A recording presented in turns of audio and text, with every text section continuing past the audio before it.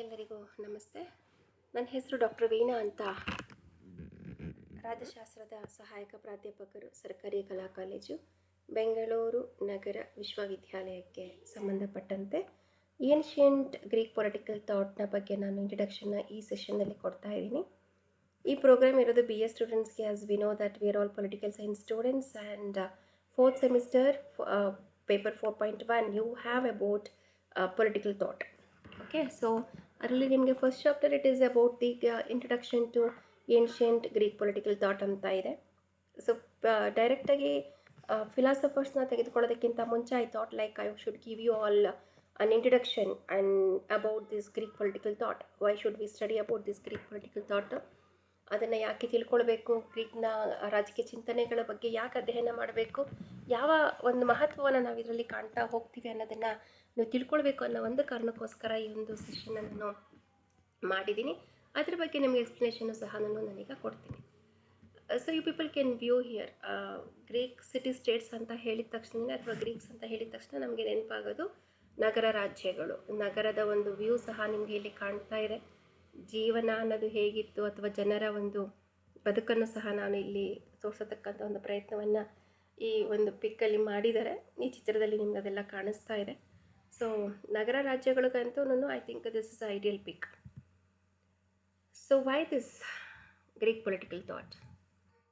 Ernst Barker he says it is a great political thinker. Ernest Barker ಅವರು ರಾಜ್ಯಶಾಸ್ತ್ರದ ಒಬ್ಬ ಚಿಂತಕರು. ಅವರು ಹೇಳ್ತಾರೆ, political thought begins with the Greek. ಈ ರಾಜಕೀಯ ಚಿಂತನೆ ಅನ್ನೋದು ಪ್ರಾರಂಭ ಆಗೋದು ಗ್ರೀಕ್ ಅವರಿಂದ. And its origin has connected with the calm and clear rationalism of the Greek mind. Greek mind ಅವರ ಈ ಒಂದು ಕಾಮ್ ಆಗಿದ್ದಂತಹ ಒಂದು ಕ್ಲಿಯರ್ ಆಗಿ ಅವ್ರು ಯಾವುದೇ ಒಂದು ವಿಚಾರಗಳಾಗಿದ್ದರೂ ಸಹ ಅವರ ಐಡಿಯಾಸ್ ಎಲ್ಲನೂ ಬಹಳ ಕ್ಲಿಯರ್ ಆಗಿರ್ತಾ ಇತ್ತು. ಯಾವುದೇ ಒಂದು ಗೊಂದಲ ಅನ್ನೋದು ಇರಲಿಲ್ಲ ಅಂತಲೇ ಇವ್ರು ಹೇಳ್ತಾರೆ. ಹಾಗಾಗಿ ಯಾವುದೇ ಒಂದು ರಾಜಕೀಯ ಚಿಂತನೆ ಸ್ಟಾರ್ಟ್ ಆಗಬೇಕು ಅಂತ ಹೇಳಿದ್ರೆ that will begin from the Greek. That is what he says. So man is a rational creature. ಮಾನವ ಅನ್ನೋನು ಒಬ್ಬ ಒಂದು ರ್ಯಾಷನಲ್ ಕ್ರಿಯೇಚರ್ ಅಂತಲೂ ಸಹ ಇವರು ಹೇಳ್ತಾರೆ. ಯಾಕೆ ಅಂತ ಹೇಳಿದಾಗ ಈ has is own speculative qualities in him. So ತುಂಬ ಅದ್ಭುತವಾಗಿರತಕ್ಕಂಥ ಒಂದು ಕ್ವಾಲಿಟೀಸು. ಯಾಕಂದರೆ ಮನುಷ್ಯ ಆದವನು ಯಾವುದನ್ನು ಅದೇ ರೀತಿಯಲ್ಲಿ ಅಂದರೆ ಯಾವುದೇ ತರ್ಕ ಇಲ್ದಿರ, ಆಧಾರ ಇಲ್ದಿರ ಹೇಳೋದಕ್ಕೆ ಸಾಧ್ಯ ಇಲ್ಲ. ಆ ಒಂದು ಕಾರಣಕ್ಕೋಸ್ಕರ ಇವರೇನು ಹೇಳ್ತಿದ್ದಾರೆ ಅಂತ ಹೇಳಿದ್ರೆ, man is a rational creature and he tries to understand himself.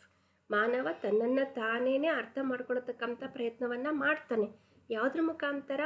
Through the institutions which has been surrounded through him. So what are the institutions? So ಅವನೇ ಅರ್ಥ ಮಾಡ್ಕೊಳ್ಳೋದು ಅಂತ ಹೇಳಿದಾಗಲೂ ಸಹ ಯಾವ ಒಂದು ಪಾಯಿಂಟ್ಸನ್ನು ನಾವಿಲ್ಲಿ ನೆನ್ಪಿಟ್ಕೊಳ್ಬೇಕು ಅಂತ ಹೇಳಿದಾಗ, ಫಿಸಿಕಲ್ ಆಗಿರತಕ್ಕಂಥದ್ದು, ಬೌದ್ಧಿಕವಾಗಿರತಕ್ಕಂಥದ್ದು, ಅದರ ಬಗ್ಗೆಯೂ ಸಹ ಇವರು ಮಾತಾಡ್ತಾ ಹೋಗ್ತಾರೆ.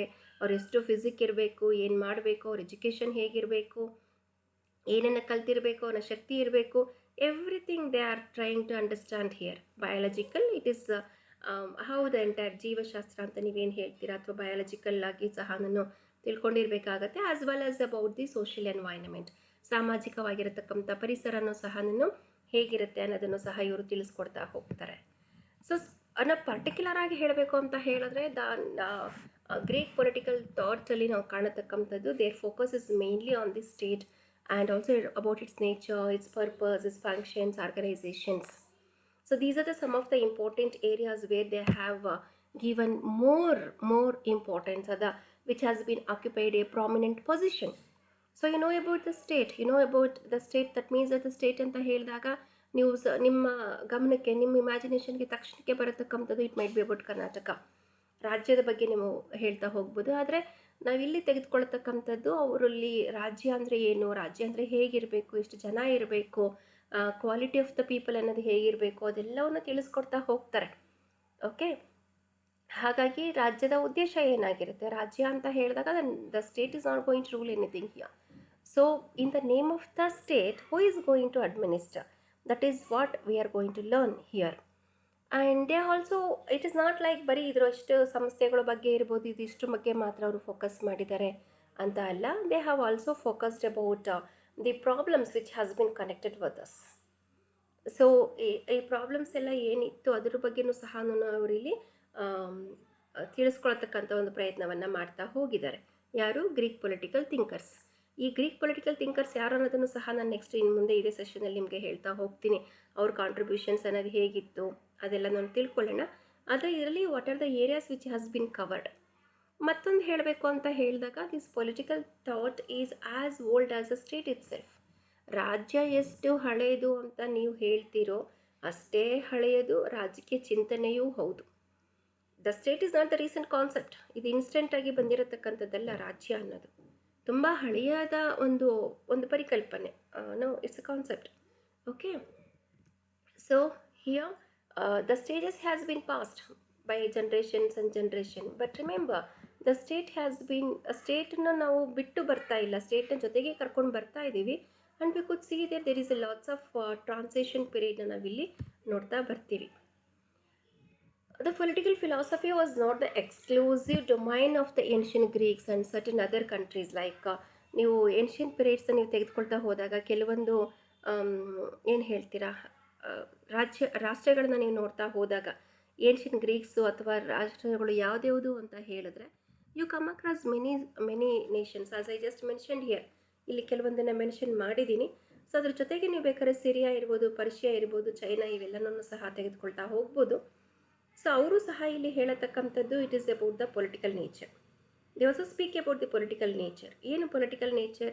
ರಾಜಕೀಯವಾಗಿರತಕ್ಕಂಥ ಸ್ವಭಾವ, ಮನುಷ್ಯನ ರಾಜಕೀಯ ಸ್ವಭಾವ ಅನ್ನೋದು ಇಲ್ಲಿ ಹೇಗಿರುತ್ತೆ, ಆತನ ಐಡಿಯಾಸ್ ಅನ್ನೋದು ಹೇಗಿರುತ್ತೆ ಅನ್ನೋದನ್ನು ಸಹ ನಾವು ಕಾಣ್ತಾ ಹೋಗ್ತೀವಿ. ಇದರಲ್ಲಿ ಏನ್ಷಿಯನ್ ಗ್ರೀಕ್ ಫಿಲಾಸಫಿನಲ್ಲಿ ಒಂದು ಎಕ್ಸಾಂಪಲ್ ತೆಗೆದುಕೊಳ್ಬೇಕು ಅಂತ ಹೇಳಿದ್ರೆ especially when it is related to India as I just mention, ಅದಕ್ಕೊಂದು ಉದಾಹರಣೆಯನ್ನು ಸಹ ನಾವು ತೆಗೆದುಕೊಳ್ಬೋದು. ರಿಲಿಜಿಯಸ್ ಲಿಟ್ರೇಚರ್ಸು ಸಹ ನಾನು ಇದರಲ್ಲೇ ಸೇರ್ಕೊಳ್ತಾ ಇರೋದ್ರಿಂದ I can take A very good example of Ramayana and Mahabharata and also Manusmriti. ಇದನ್ನು ನೀವು ಎಕ್ಸಾಂಪಲ್ ಆಗಿ ತೆಗೆದುಕೊಂಡಾಗ all these things which deals with the political problems were not purely a political treatise. So ಇದು ಎಲ್ಲನೂ ಸಹ ಪೊಲಿಟಿಕಲ್ ಪ್ರಾಬ್ಲಮ್ಸ್ನ ಪ್ಯೂರ್ ಆಗಿ ಹೇಳುತ್ತೆ ಅಂತ ಅಲ್ಲ, ಅಂದರೆ ಪೊಲಿಟಿಕಲ್ ಪ್ರಾಬ್ಲಮ್ಸ್ ಬಗ್ಗೆನೇ ಹೇಳುತ್ತೆ ಅಂತ ಅಲ್ಲ, ಪೊಲಿಟಿಕಲ್ ಟ್ರೀಟೀಸ್ ಬಗ್ಗೆನೂ ಸಹ ಇದು ಹೇಳ್ತಾ ಹೋಗುತ್ತೆ. So these are the religious works. As you know that all these are nothing but the religious works what we come across. So ಇದ್ರ ಬಗ್ಗೆನೂ ಸಹ ನಾವು ಹೇಳ್ತಾ ಹೋಗ್ತೀವಿ. ಅದ್ರ ಜೊತೆಗೆ ನೀವು ಇಲ್ಲಿ ನೋಡ್ತಾ ಇದ್ದೀರಾ, I have given some other important concepts also. ಅದರಲ್ಲಿ ನಾನು ನೋಡಬೇಕು ಅಂತ ಹೇಳಿದಾಗ ಸ್ಟೇಟ್ ಆಫ್ ದ ನೇಚರ್ ಅಂದರೆ ಬರೀ ಈ ಪೊಲಿಟಿಕಲ್ ಕ್ಯಾರೆಕ್ಟರ್ ಆಫ್ ದ ಟ್ರೇಟರ್ಸ್ ಅಂತ ಹೇಳಿದ ಗ್ರಂಥಗಳು ಏನೆಲ್ಲ ಅವರು ಬರೆದಿದ್ದಾರೆ ಇದ್ರ ಬಗ್ಗೆ ಅಂತ ಹೇಳಿ. And also it is about the nature of the man ಇದೆ, ಸಿಟಿ ಸ್ಟೇಟ್ಸ್ ನಗರ ರಾಜ್ಯಗಳು, ಮತ್ತು ಮಾನವನ ಸ್ವಭಾವ, importance of the importance of education ಅಂತ ಹೇಳಿದ್ರೆ ಶಿಕ್ಷಣದ ಮಹತ್ವವನ್ನು ಸಹ ವಿವರಿಸ್ತಾ ಹೋಗ್ತಾರೆ. ಒಬ್ಬ ಪ್ರಜೆಯಾದವನಿಗೆ ಯಾವ ರೀತಿ ಶಿಕ್ಷಣ ಅನ್ನೋದು ಇರಬೇಕು, ಹೇಗಿರಬೇಕು ಅನ್ನೋದ್ರ ಬಗ್ಗೆನೂ ಸಹ ನಾವು ಹೆಚ್ಚಾಗಿ ಇಲ್ಲಿ ನೋಡ್ತಾ ಹೋಗ್ತೀವಿ. Concept of the law also we could see here, views on the justice, views on the citizenship and so on. And next point here it is, Y should we study this Greek philosophical traditions? ಯಾಕೆ ಅಧ್ಯಯನವನ್ನು ಮಾಡಬೇಕು? ನನಗಾಗಲೇ ಹೇಳಿದೆ ನಿಮಗೆ, I just mentioned about the nature of the state, it is also about the education, citizenship etcetera. So the search for the knowledge in general and especially the political philosophy in particular, it has been traced back to the Greek. ಇದನ್ನು ನಾವು ಹಿಂದಕ್ಕೆ ನಾವು ಎಲ್ಲಿಗೆ ಹೋಗಬೇಕು? ಗ್ರೀಕ್ಗೆ ಹೋಗಬೇಕು. It doesn't mean that it is the Greeks who has discovered about the political philosophers. ಅವರೇ first ಅಂತ ಏನೂ ಇಲ್ಲ, ಅದಕ್ಕಿಂತ ಮುಂಚೆನೂ ಇದ್ದರೂ ಸಹ ಏನ್ಷಿಯಂಟ್ ಅಂತ ತೆಗೆದುಕೊಂಡಾಗ we find only the Greeks here. So the basic concept such as the nature of the state ಇರ್ಬೋದು, ಇಟ್ಸ್ ಆರಿಜಿನ್ ಇರ್ಬೋದು, administration, relation between the state, individual, so ಇವೆಲ್ಲವನ್ನು ಸಹ ಅಧ್ಯಯನ ಮಾಡತಕ್ಕಂಥ ಒಂದು ಕೆಲಸವನ್ನು ನಾವಿಲ್ಲಿ ಮಾಡ್ತಾ ಇರ್ತೀವಿ. And also they try to differentiate between the legitimate use of the power, ಅಧಿಕಾರದ ಒಂದು ಕಾನೂನಾತ್ಮಕ ಅಧಿಕಾರ ಅಂತ ಬೇಕಾದ್ರೂ ನೀವು ಇಲ್ಲೂ ಹೇಳ್ತಾ ಹೋಗ್ಬೋದು. ಆಮೇಲೆ indiscriminate use of the power, there is no discriminations at all in the using of the power. ಅದು ಹೇಗೆ ಅನ್ನೋದನ್ನು ಪ್ಲೇಟೋ ಅವ್ರದ್ರಲ್ಲಿ ನಾವು ತುಂಬ ಚೆನ್ನಾಗಿ ಅರ್ಥ ಮಾಡ್ಕೊಳ್ತಾ ಹೋಗ್ತೀವಿ. ಯಾವುದೇ ಕಾರಣಕ್ಕೂ ಅವರು ಅಧಿಕಾರದ ಹಂಚಿಕೆಯಲ್ಲೂ ಸಹ ಹೇಗೆ ಮಾಡಬೇಕು ಅನ್ನೋದನ್ನು ಹೇಳಿದರೆ it's A very beautiful thoughts what Plato had. towards the use of the power. I will take up that in the next session.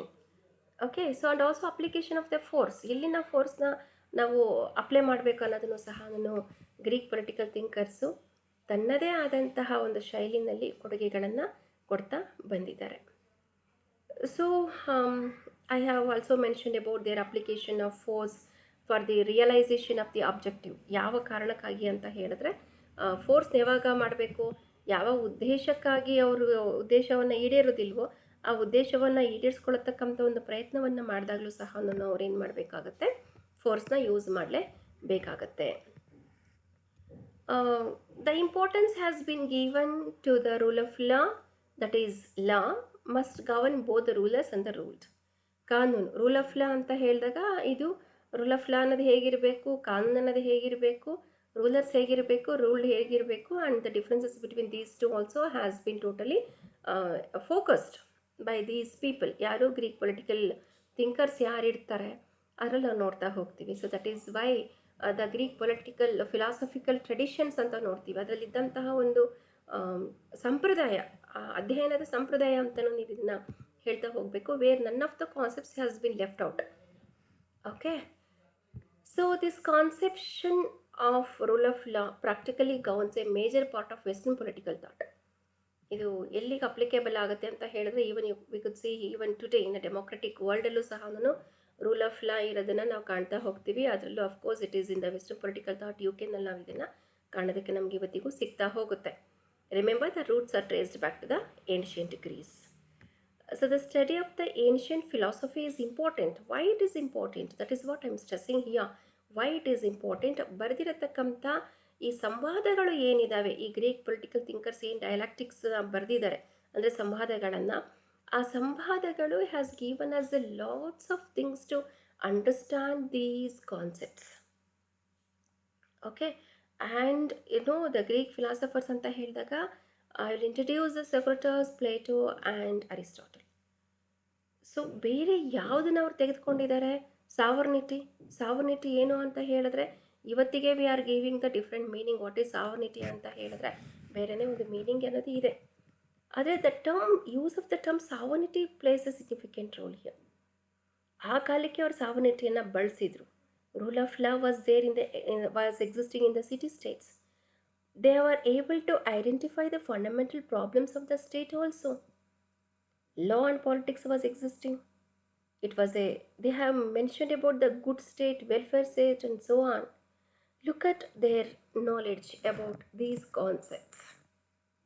ಇವೆಲ್ಲನೂ ಸಹ ಇದ್ರೂ we say that at present the administration is not at all good, administration is worst, it is not efficient, it is not effective and so on. But what is happening here? Look at the way they have contributed in the areas of the law and the politics. Plato is one of the great political thinkers in the ancient Greek period. So he says that the state to make its citizen good, it is a duty of the state. ರಾಜ್ಯದ ಮುಖ್ಯವಾಗಿರತಕ್ಕಂಥ ಒಂದು ಕರ್ತವ್ಯ ಅಂತ ಹೇಳಿದ್ರೆ ಇರತಕ್ಕಂಥ citizens ಉತ್ತಮರಾಗಿರಬೇಕು ಅಂತ ಹೇಳಬೇಕು. Because of these good citizens, that state will become an ideal state. If there is an absence of the good citizens, then it cannot be called as an ideal state. So we will learn about all these things. What is an ideal state? Ideal state ಅಂದರೆ ಏನು, ಹೇಗಿರಬೇಕು, Plato ಅವ್ರು ಏನೆಲ್ಲ ಹೇಳ್ತಾ ಹೋಗ್ತಾರೆ ಅದನ್ನೆಲ್ಲನೂ ಸಹ ನಾವು ಮುಂದೆ ನೆಕ್ಸ್ಟ್ ಸೆಷನ್ಸಲ್ಲಿ ನಾನು ನಿಮಗೆ ಇನ್ ಡೀಟೇಲ್ ಆಗಿ ನಾನು ನಿಮಗೆ ಹೇಳ್ಕೊಡ್ತೀನಿ. And this is about the ancient Greek political thought, Greek philosophical traditions. So ಯಾರ್ಯಾರನ್ನ ಥಿಂಕರ್ಸ್, ನಾವು ಇಷ್ಟೊತ್ತು ನಾನು ಹೇಳಿದೆ ಜನರಲ್ ಆಗಿ ಹೇಳಿದೆ, ಗ್ರೀಕ್ ಪೊಲಿಟಿಕಲ್ ಥಾಟು ಎಷ್ಟೊಂದು ಜನ ಥಿಂಕರ್ಸ್ ಇರ್ತಾರೆ, ಅವ್ರು ಕಾಂಟ್ರಿಬ್ಯೂಟ್ ಮಾಡಿದ್ದಾರೆ. ಈ ಎಲ್ಲ ಪರಿಕಲ್ಪನೆಗಳೆಲ್ಲ ಏನಿದೆ ಅದನ್ನೆಲ್ಲ ಅವ್ರ ಕೊಡುಗೆಗಳನ್ನು ಕೊಟ್ಟಿದ್ದಾರೆ. ಅವತ್ತಿನಿಂದನೂ ಸಹ ಅಧ್ಯಯನ ಅನ್ನೋದು ಮುಂದುವರೆದುಕೊಂಡೇ ಬಂದಿದೆ ಅಂತೆಲ್ಲ ಹೇಳಿದೆ. ಆ್ಯಂಡ್ ನಾವು let us have A look who are these great Greek political thinkers. What are the other fields of their area of contributions which made this Greek very very important. ಅದರಲ್ಲಿ philosophy, mathematics, astronomy and medicine has to be introduced. Literature and the theatre was an important aspect for the Greek culture.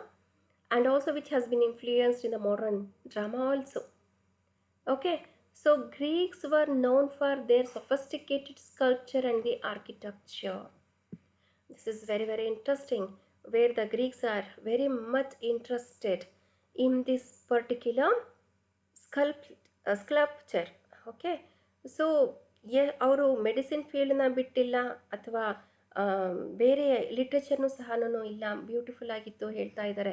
ಅದ್ರ ಜೊತೆಗೆ ಸ್ಕಲ್ಪ್ಚರ್ನ ಸೇರಿಸ್ಕೊಂಡಿದ್ದಾರೆ, ಶಿಲ್ಪಕಲೆ ಮತ್ತು ಕಲೆ, architecture is also there.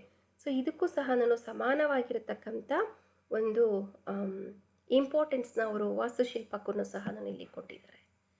Ancient Greek philosophy opened the doors to a particular way of thinking. So that provided the roots for the Western intellectual traditions. Look at this. They have opened the Western intellectual traditions na open ಆಗೋದಕ್ಕೂ ಸಹ ಇದು ತನ್ನ ಕಾಂಟ್ರಿಬ್ಯೂಷನ್ಸ್ನ ಕೊಡ್ತಾ ಹೋಗ್ತಿದೆ.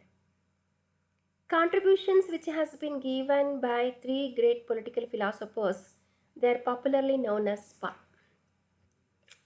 Spa ಅಂದರೆ ಬೇರೆ ಏನೂ ಅಲ್ಲ, ನಾನು ಮೆನ್ಷನ್ ಮಾಡ್ತಾ ಇರೋದು 3 ಜನ ನಮ್ಮ ಗ್ರೀಕ್ನ ರಾಜ್ಯಶಾಸ್ತ್ರಜ್ಞರನ್ನು, ಪೊಲಿಟಿಕಲ್ ಚಿಂತಕರನ್ನು, ರಾಜಕೀಯ ಚಿಂತಕರನ್ನು ನಾನಿಲ್ಲಿ ಇಂಟ್ರಡ್ಯೂಸ್ ಮಾಡ್ತಾ ಇದ್ದೀನಿ.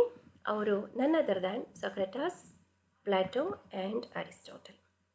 ಸಾಕ್ರೆಟಸ್ ಅವ್ರ ಬಗ್ಗೆ ನಿಮ್ಮ ಸಿಲೆಬಸ್ಸಲ್ಲಿ ಅವ್ರ ಟಾಪಿಕ್ ಇಲ್ಲದೆ ಇರೋದ್ರಿಂದ ನಾನು ಆ ಸ್ಲೈಡನ್ನು ಅಥವಾ ನಾನು ನಿಮ್ಗೆ ಆ ಸೆಷನನ್ನು ನಾನಿಲ್ಲಿ ತೋರಿಸ್ತಾ ಇಲ್ಲ. ಆದರೂ ಸಹ ನಾನು ಗ್ರೀಕ್ನ ಪೊಲಿಟಿಕಲ್ ಥಾಟ್ ಮತ್ತು ಫಿಲಾಸಫಿಕಲ್ ಟ್ರೆಡಿಷನ್ಸನ್ನು ನಾವು ಅಧ್ಯಯನ ಮಾಡಬೇಕಾಗಿರೋದ್ರಿಂದ ಸಾಕ್ರೆಟಸ್ ಅವ್ರ ಬಗ್ಗೆ, ಅವರ ಜೀವನದ ಬಗ್ಗೆ ಸ್ವಲ್ಪ ಆದರೂ ನಾವಿಲ್ಲಿ ಅರ್ಥ ಮಾಡ್ಕೊಳ್ಳೇಬೇಕಾಗತ್ತೆ.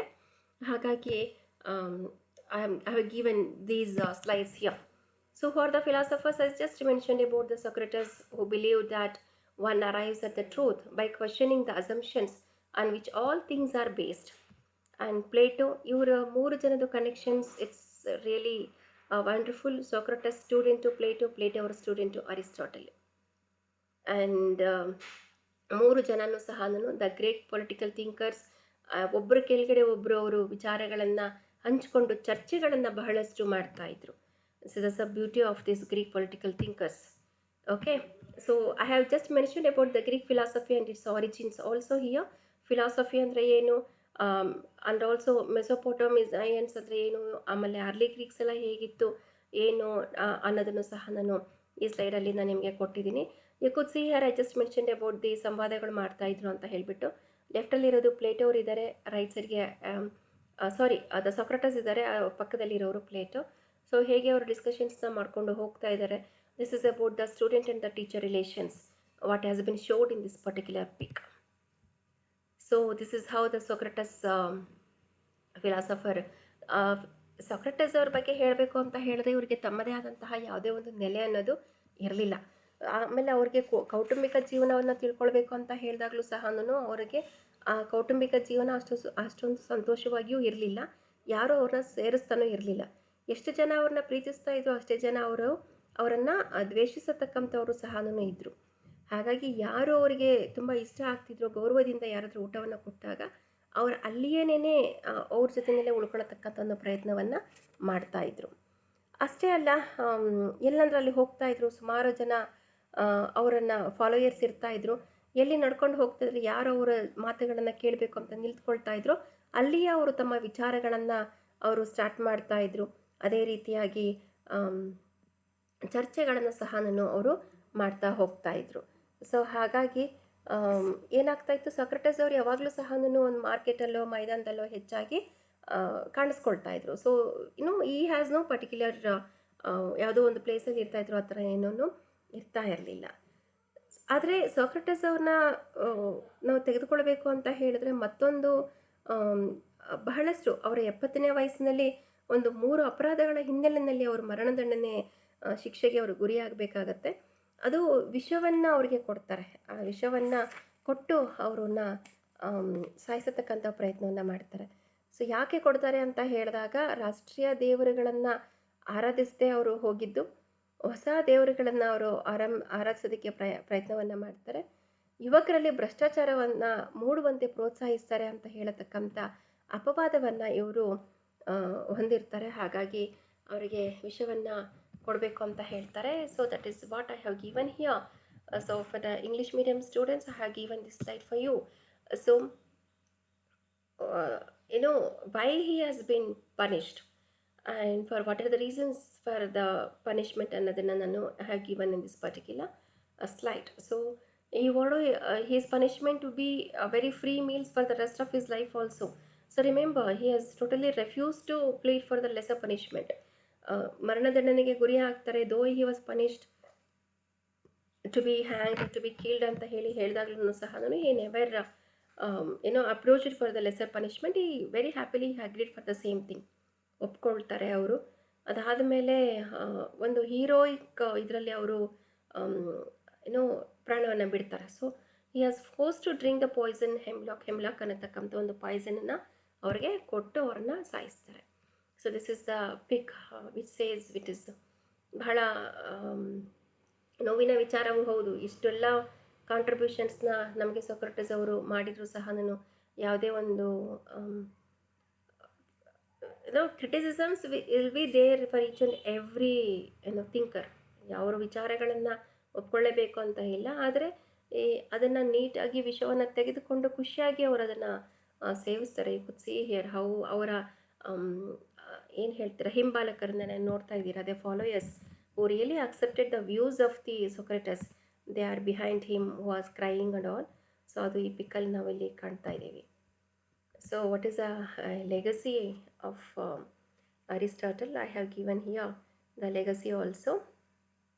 So ಇದರಲ್ಲಿ Socrates used the claim of wisdom. So ನಿಮ್ಗೆ ಈಗಾಗಲೇ ಗೊತ್ತಿದೆ ಅವ್ರು ಎಷ್ಟು ಮಟ್ಟಿಗೆ ಅವರು ಯೂಸ್ ಮಾಡ್ತಾಯಿದ್ರು ಅಂತ ಹೇಳಿದ್ರೆ, on the basis of the morality. ಪರಂಪರೆ ನಾವು ನೋಡಬೇಕು ಅಂತ ಹೇಳಿದಾಗ it is on the basis of the wisdom. And he also says that moral truth is very very important. ಅರ್ಥ ಮಾಡ್ಕೊಳ್ಬೇಕು ಅಂತ ಹೇಳ್ತಾರೆ. ಯಾವುದೇ ಕಾರಣಕ್ಕೂ ಸಂಪತ್ತು ಅನ್ನೋದು wealth does not bring any kind of goodness, but definitely goodness brings the wealth and every other blessings. He also says that. And he also mentions about the life without examination. So he is not worth living, ಅದೂ ಒಂದು ಹೇಳ್ತಾ ಇದ್ದಾರೆ. So and also I know nothing except the fact of my ignorance. These are some of the important things what he has given. And continued part of this legacy of Greek philosophers, it is not only about the Socrates, it is about the overall Greek political philosophers.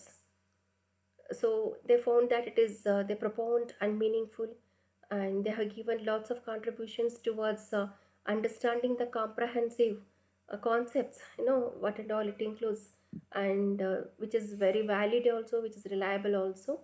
So the idea of the all Greek philosophers has been totally accepted.